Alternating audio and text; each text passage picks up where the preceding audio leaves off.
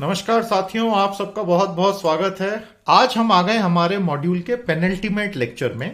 तीसरा मॉड्यूल बड़ा इंटेंस है, साइंस टेक्नोलॉजी एनवायरनमेंट इकोलॉजी, लेकिन है बहुत मजेदार। तो आज हमने किया हमारा लेक्चर नंबर 36। क्या शानदार कोर्स जा रहा है। Pollution, degradation, environmental laws. बहुत ही तगड़ा लेक्चर था क्योंकि इसमें तकनीकी जानकारियां और एग्जाम के क्वेश्चंस बहुत सारे आए हैं।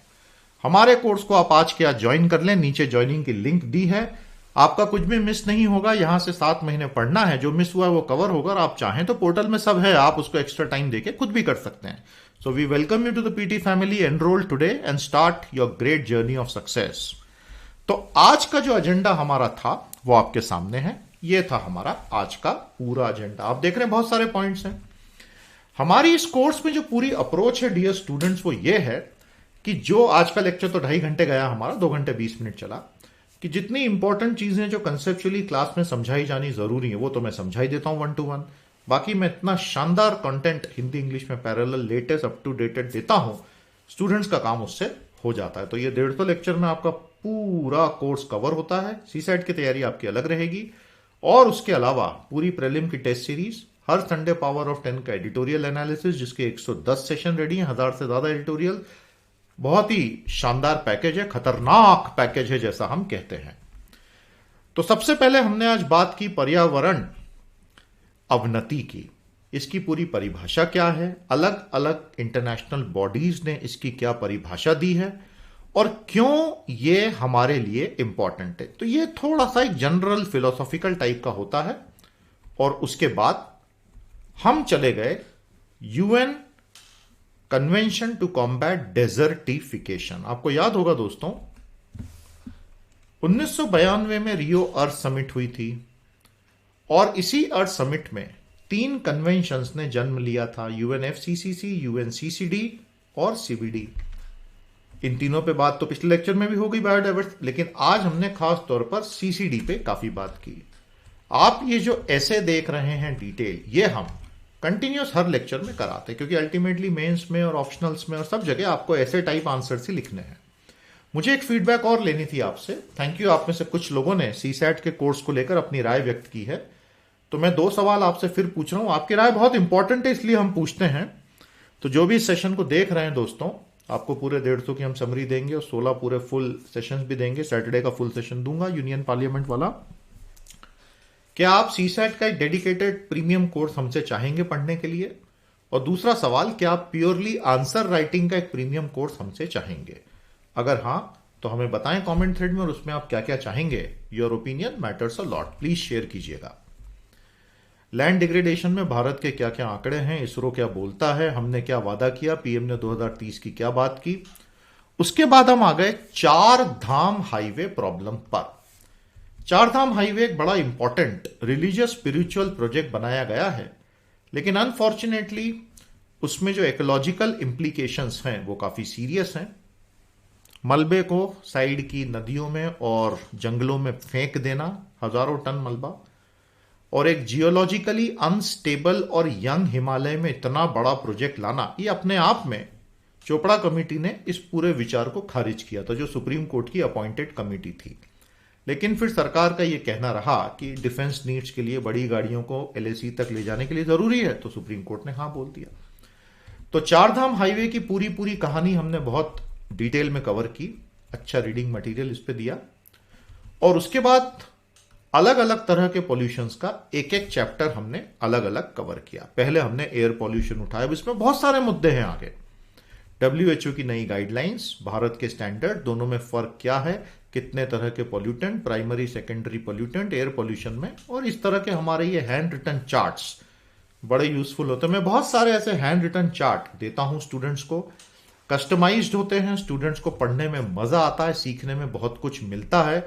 और ऐसे हैंड रिटन चार्ट से एक ओवरऑल रिटेंशन बनता है, मोटिवेशन भी स्टूडेंट्स को मिलता है कि हम भी कर सकते हैं। तो मेरे पूरे कोर्स में से बहुत सारे चार्ट्स मैं लगातार देते जाता हूं। तो ये हमने सब किया। प्रधानमंत्री उज्ज्वला योजना पे काफी डिटेल में बात हुई और उसके बाद national clean air program. Then we came to smelting, power plants, coal and pollution. Interestingly इनके ऊपर क्वेश्चंस लगातार बने हैं। कॉपर स्मेल्टिंग पे बना है, स्मेल्टिंग से निकलने वाले केमिकल्स, पावर प्लांट और कोल का जो पूरा झंझट है, और भारत में उसको लेके जो बहुत झगड़ा हर लेवल पे चल रहा है, ये हमारी आज की स्थिति है। सेंट्रल इलेक्ट्रिसिटी अथॉरिटी हर महीने ये रिपोर्ट देता है। 400 गीगावाट की आपकी स्थापित क्षमता है, ये आपकी पावर रेटिंग है, ठीक है, पावर है मतलब इंस्टॉल्ड, और उसमें से कोयला जला के जो बिजली बनाते हो वो 55% के आसपास है। तो इससे मुक्ति रातों रात तो मिलनी नहीं है। इस तरह के डेटा से एक पूरा होलिस्टिक व्यू बनता है। ये मैं काफी अलग अलग सेंस में लेते रहता हूं इस तरह के ऑथेंटिक सरकारी डेटा को, बहुत जरूरी है ये। और अगर कोयले से मुक्ति नहीं मिलनी है तो फिर आपको कोल फायर्ड पावर प्लांट्स के ऑप्टिमाइजेशन पर ही ध्यान देना होगा, और नहीं तो फिर पॉल्यूशन के साथ ही जिंदा रहना है तो फिर मौत ही है। साथ ही साथ बहुत सारे एनिमेशंस के माध्यम से फ्लू गैस डीसल्फराइजेशन यूनिट्स पे भी बात हुई, सरकार के अलग अलग प्रोजेक्ट्स पे बात हुई, 13 इनिशिएटिव्स पे बात हुई, और फिर अम्लीय वर्षा यानी कि एसिड रेन पर आ गए। इस पर भी सवाल एग्जाम में लगातार बने हैं। एसिड रेन के संदर्भ में बारीकी से बताया कि किस प्रकार सल्फर डाइऑक्साइड और नाइट्रोजन ऑक्साइड से एसिड रेन पूरी तैयार होती है, पीएच स्केल क्या होता है, बेंजीन पोल्यूशन पे बात की, फिर ग्लोबल एमिशंस पर आ गए। लेकिन ग्लोबल एमिशन और ग्लोबल वार्मिंग पर मेरा डिटेल लेक्चर कल आने वाला है, और उसके साथ ये मॉड्यूल कंप्लीट हो जाएगा। सैटरडे को मैं उठा रहा हूं governance in India, polity, union parliament. वो पूरा 2 घंटे का लेक्चर यूट्यूब पे free release, total 16 lecture free मिल जाएंगे दिसंबर तक, और बाकी की 10-10 मिनट की समरी। ये समरी भी बहुत यूजफुल है। किसी कारण से आप हमारा कोर्स ज्वाइन नहीं कर पा रहे हैं, कोई प्रॉब्लम नहीं है, आप इन समरीज से डायरेक्शन तो पा ही सकते हैं। वैसे हमारा कोर्स इतना अफोर्डेबल और इतना हाई क्वालिटी है कि आपको 1 मिनट का भी समय ये सोचने में लगना नहीं चाहिए, और आप आगे ज्वाइन कीजिए, आपको फायदा ही होगा। तो ग्लोबल एमिशंस की जो सच्चाई है, सबसे बड़ी सच्चाई तो ये कि इंडिया चाइना ने एक्चुअली सबसे कम ही एमिट किया है 250 सालों में। ये 250 सालों का चार्ट है, और पैसा तो पश्चिम से आना चाहिए ये सारी चीजों से लड़ने का, लेकिन पश्चिम पैसा दे नहीं रहा है। तो वो जो चीटिंग है पश्चिम की, कि पहले प्रॉब्लम क्रिएट करो और फिर गरीब देशों को बोलो कि खुद ही लड़ लो, तो वो तो ठीक नहीं है। फिर हमने गियर बदला और वाटर पोल्यूशन पर आ गए।